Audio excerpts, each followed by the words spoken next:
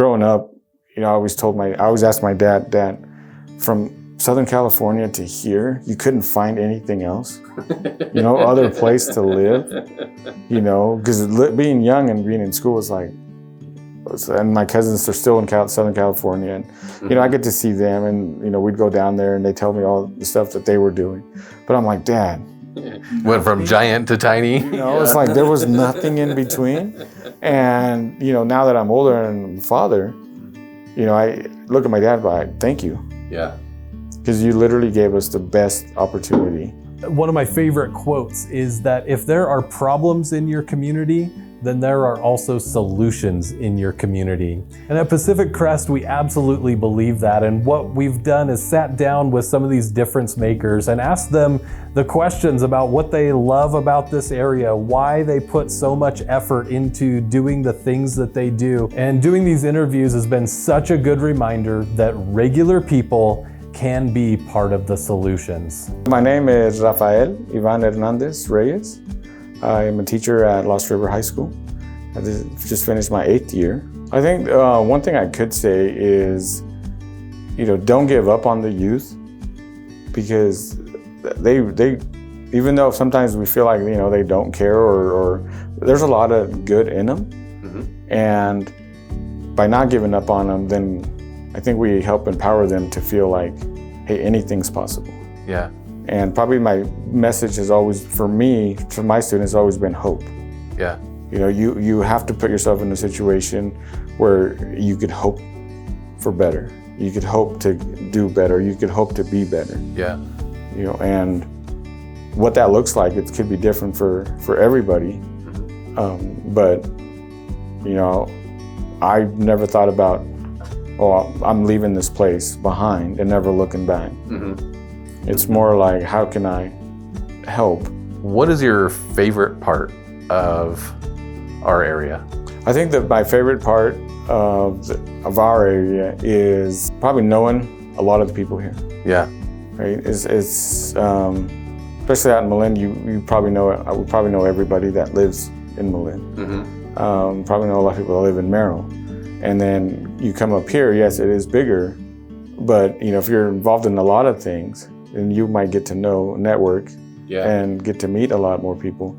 And one of the things I liked about the area is there's a lot of people that are trying to do a lot of good. Yeah, I agree with that. It takes a lot of people to make a change, but I think Klamath has the people. Yeah. It's just, how do we put them all together to where we're looking out for what's best for Klamath. Yeah.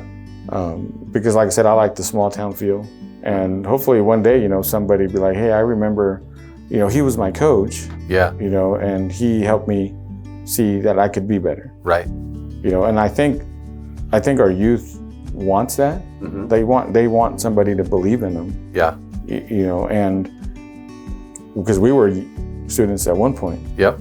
And it took somebody to believe in me to feel like, hey, I do matter, and he did treat me like a person, and I think a lot of youth want that. It's just, how do they ask for it? Yeah. And some of them don't know how to ask. Right. And so even as adults, sometimes we don't know how to, talk about our feeling. But I think, just not giving up on our youth and helping them understand and see that, Klamath is a great area. Yeah. We want what you have. Yeah. You young minds, we want what you have and what you possess. We want to help you cultivate it and make it to where then you could help the basin. So tell me about your FBLA club. I know you're proud of these kids, and I've even heard, I think you're the largest club in the state of Oregon. Is that true? Yeah. So when I first started at Lost River, they're like, oh, you're doing FBLA. I didn't know. I didn't know what to do. I didn't know, what the process was, what they did. Luckily, I had some students there who were like, we got you, Hernandez. They'd already been in the program. They had already been in the knew what to program. do. Yeah, one of them was a senior. The other one was a sophomore.